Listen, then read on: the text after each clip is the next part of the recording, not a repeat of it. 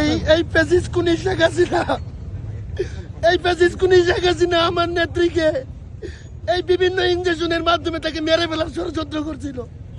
এটা সারা বাংলাদেশের মানুষ জানে।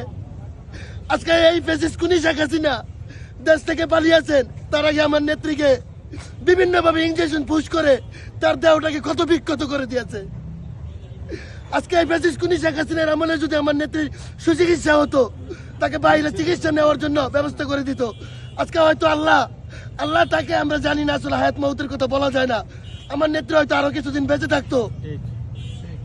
কারণ এই কুনি প্যাসিস শেখ হাসিনা চাইছিল দেশ নেত্রী বেগম খালেদা জিয়াকে মেরে ফেললে এই দেশে আর কেউ গণতন্ত্রের জন্য লড়াই করতে পারবে না, গণতন্ত্রের জন্য আন্দোলন করতে পারবে না।